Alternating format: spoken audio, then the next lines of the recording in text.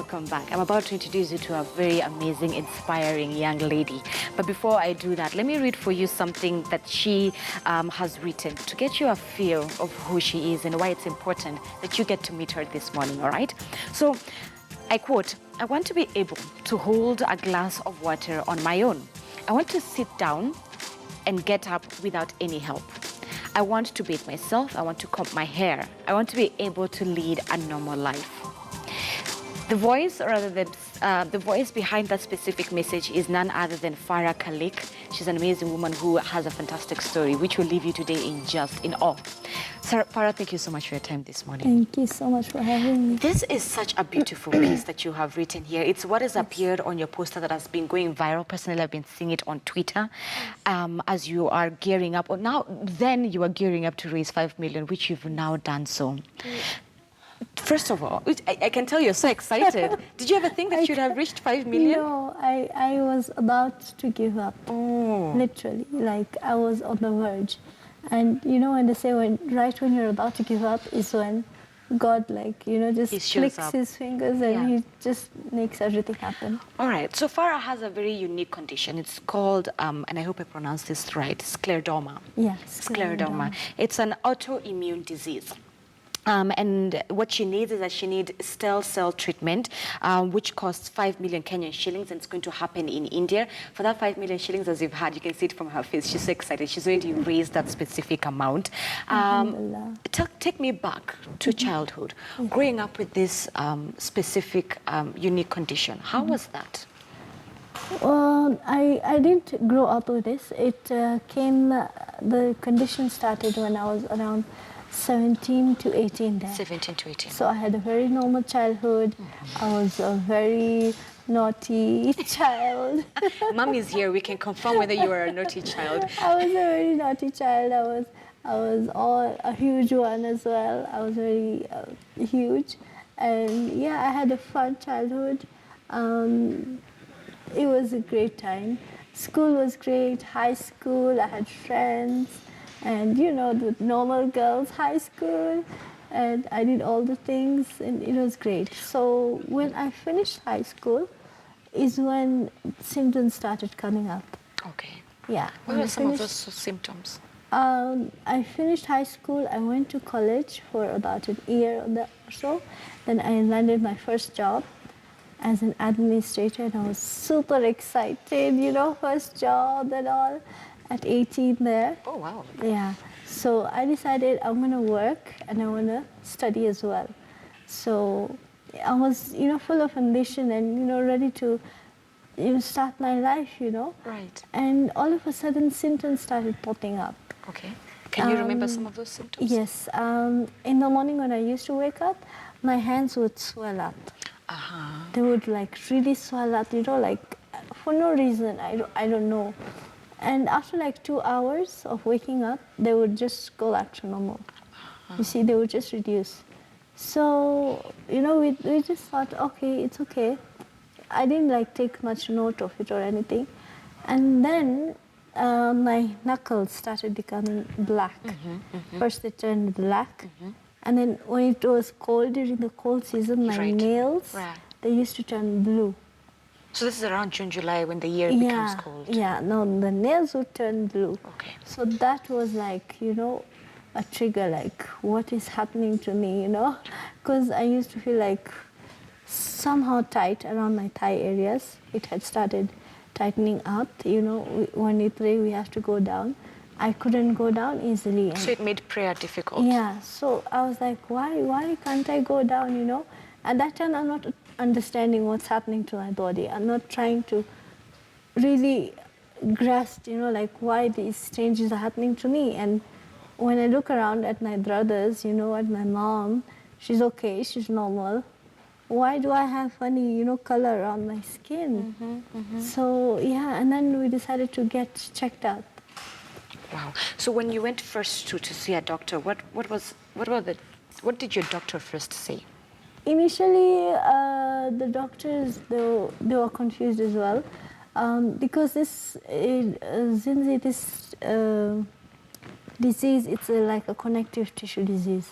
Okay. And mostly it's not even what do you call it? It's not even discovered until like 4 or 5 years into the disease. Despite the symptoms? Yes. So you don't really know what this is until 4 or 5 years into the disease, until you see, you know, the visible symptoms of the skin hardened, completely stiffened, and all that. So the doctors here diagnosed me with lupus. Okay. That's also in the same category as scleroderma. It's also an autoimmune disease. But you see, scleroderma now works with the skin. It goes and attacks the skin. So it tightens the skin. There is some disorder that the body produces extra collagen. Now that collagen is what goes and sits under the skin area. So that is what is making the skin tight. Tell me about now the treatment that you want to undergo. Yes. It's a stem cell treatment. Yeah. And you can only do it in India. You can also do it in US, in Europe as well, but currently they don't want it to be done on, they just do it for their citizens only. All right. Yeah, and after it's quite expensive it as well. is. 5 million is not easy money. Yes. After the treatment, do you feel that you'll be able to go back to your normal life?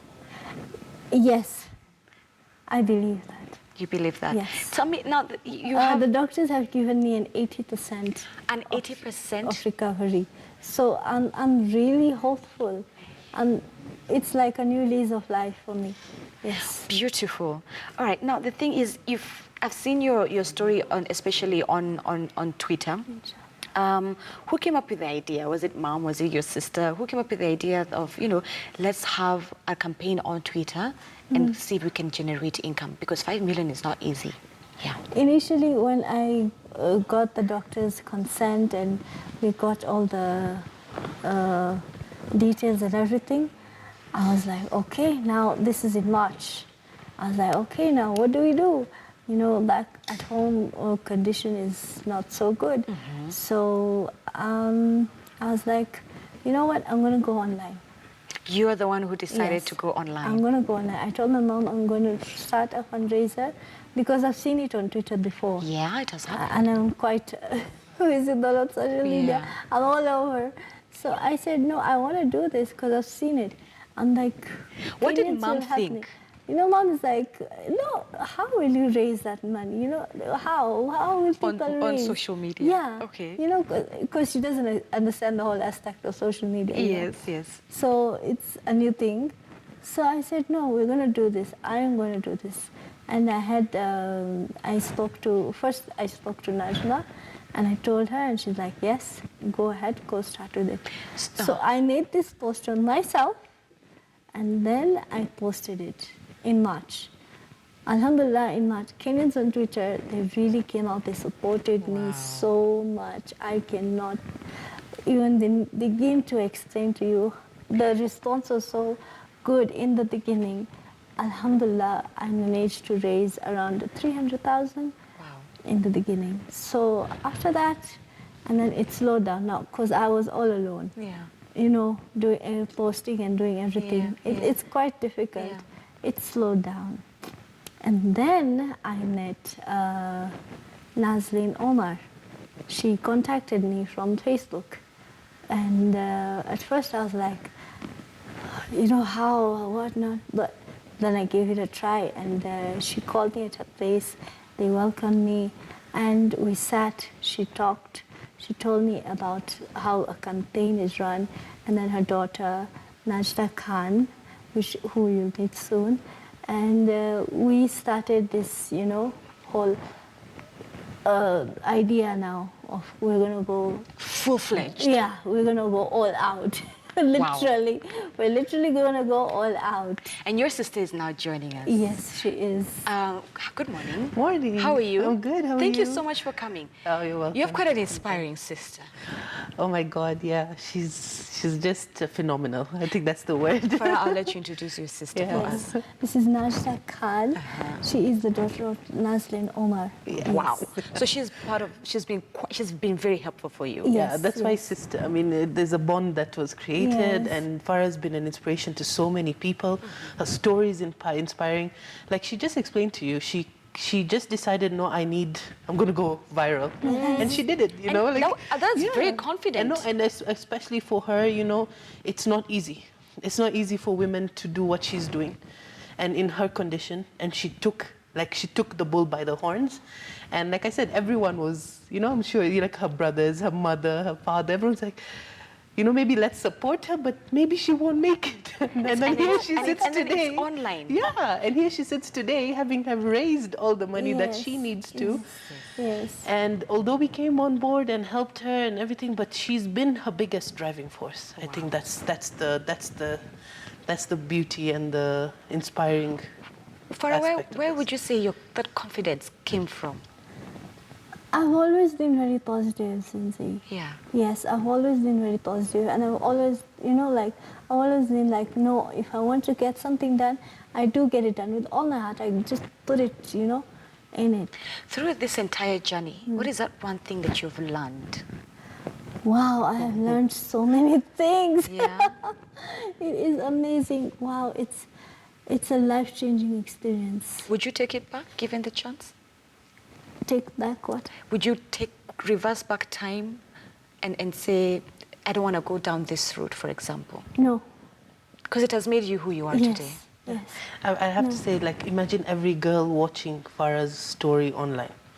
Every young girl, every youth struggling with the, you know, with their physical appearance, with drugs, with anything. Even boys. Any Kenyan, or even worldwide, because her campaign is online, it's worldwide. Yeah. Anyone was to follow her campaign it's probably changed as too many lives, or made an impact that none of us would ever fathom forever. I do get so many been messages from so many people all over the world. They're like, you're inspiring us, you're our inspiration. How do you do this? And I'm like, really? How? You know, I'm just doing me. You're just doing you? Yeah, I'm just doing me. Just believe in yourself. Speaking of people around the world, I saw you got to meet Hassan Joho, the governor of Mombasa. Take me through that. How was that? Oh my God, that was an experience and a half. It's an amazing story. You can call it like a miracle. You met him just yesterday? Yes, 2 days ago. 2 days before. Yeah, on Thursday. So you had to fly all the way to Mombasa? Yes. Let me take you back how it all started. Yes, take me back to how it all started. Yes, I have to. As you know, I'm on social media, so I've made some friends on social media who I've never met. And we're in the same country, you know. Wow. Amazingly, we don't meet, you know. And you're so good on social media with each other. You know, you have You gel very well. But you've not met this person. So I met two of my friends. Janila from the blogger of Life in Mombasa, and Nadia. She also has a blog. It's called Here's Nadia, and she's an activist as well. So we met. They came down to Nairobi just for a girls' weekend, you know, and they're like, "Can we meet you?" I'm like, "Yeah, sure. Why not?" So it was just like a girls' thing, you know, talking and all. So I mentioned about the fundraising, and they're like, "You know what?" Instantly, you know, we just thought about it, and they're like, "Let's do a video. Let's post that too online," you know. So we just did a video just outside Java, you know, us girls talking on your phone. Yeah, Yes. talking into the camera, and we're just talking, and we're just saying, "Yes, we need to help this girl and everything," and that video just got viral. Wow. And I'm like, what is happening, you know? And so we started tagging all the prominent personalities: Najda, Nadia, Jamila, Hafsa, and Aisha. We started tagging all these guys.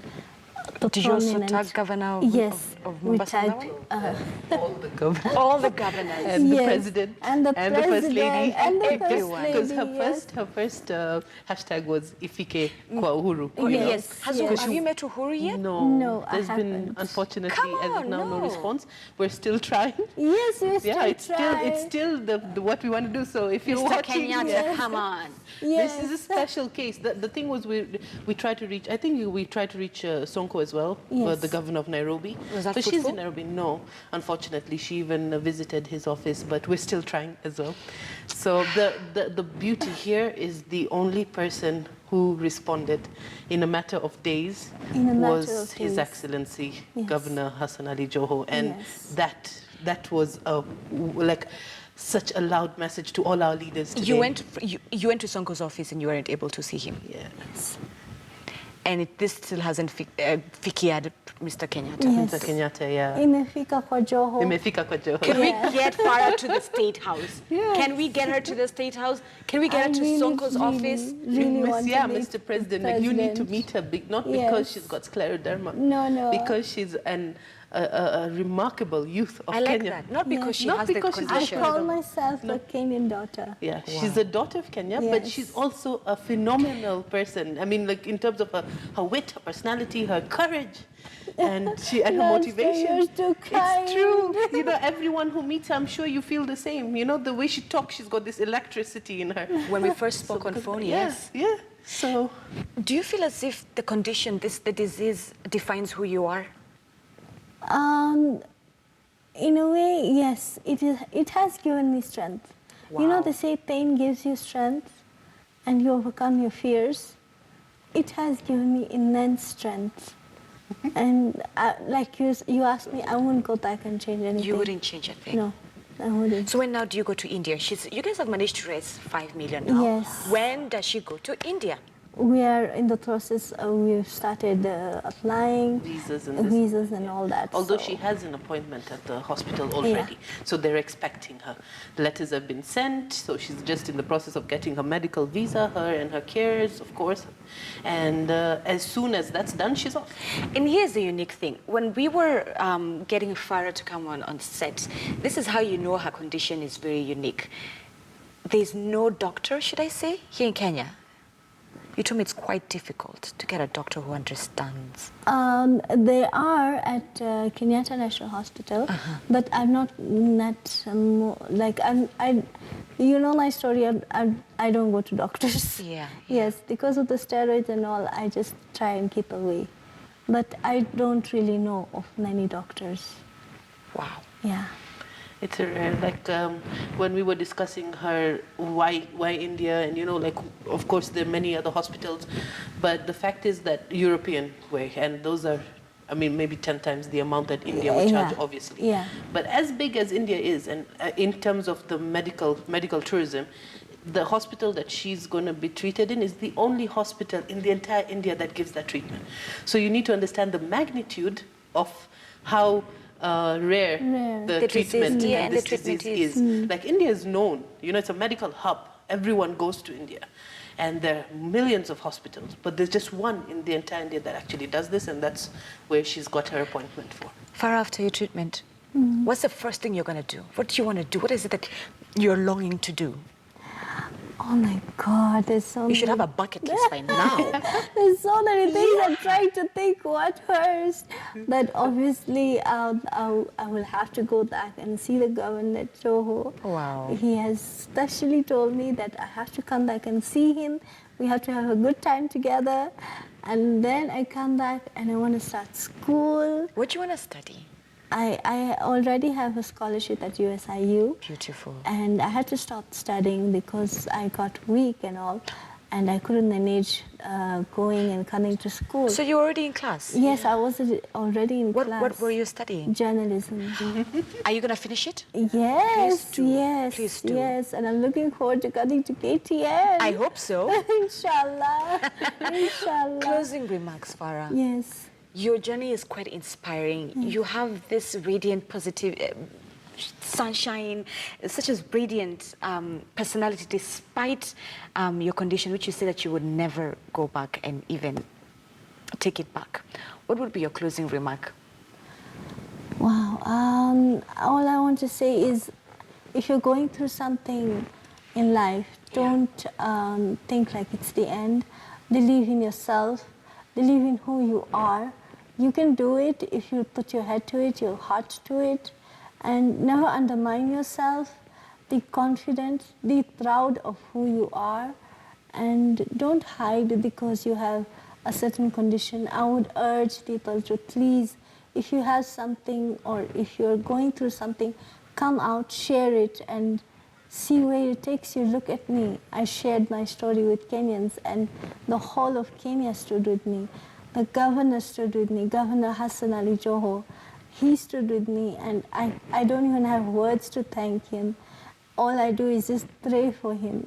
Only prayers come out for him. And I had the best of friends, amazing young ladies, Nadia, Jamila, Aisha, Najda. She's my sister now, and I'm looking forward to our bond and many, many more things we're going to do together. That I told you, it's now, Yes, it's a bond till death. we're going to do deal. many things together. And You yeah, can't get rid of me even if you tried. I would never want to. Yeah, and Kenya, you'll see so much of me now. So as I'm a Kenyan daughter, and I'm very grateful for the whole of Kenya that contributed to my campaign. Each and every one of you, each share, each RT, everything has brought me here. Wow. And I'm just beyond grateful. I don't know. I don't even have words, you know. And I'm looking forward to so much more. So, yeah, and Mr. President, Uhuru Kenyatta, please, please, I really do want to meet you, the First Lady, and I want to share my story with you. And it's been a dream since I started my journey with my first interview with Najma, and she knows that. We had also said it on air. I hope this one gets to you, inshallah. And you will get there. You will, no doubt, you will definitely get there. Thank you so much, ladies, for coming. Farah, I hope you come back. Yes. Especially after the treatment, so we have a different conversation now. Yes. How you're going about now recovering and so forth. Yes. All right. Yes. Thank you so much, ladies, for coming. Thank you for having Thank you. us. Right. Thank you for having us. And like Farah has said, thank you so much for standing with her during this whole process. And this is where we will now leave Weekend Express. I told there's no better way than to end today's show. That was just inspiring. If you've not been inspired by Farah today, come on. I mean, come on. So thank you so much for your time here on Weekend Express. 2 great hours. I will be with you again at around 11 for a quick update of news. We're also definitely keeping our eyes with what's happening in London. Today being the big wedding, 19th May. And again, we'll see you tomorrow, same time for Weekend Express. Again, we have a great show that will amaze you. So for now, my name is Zinzi Kipiko. Bye-bye.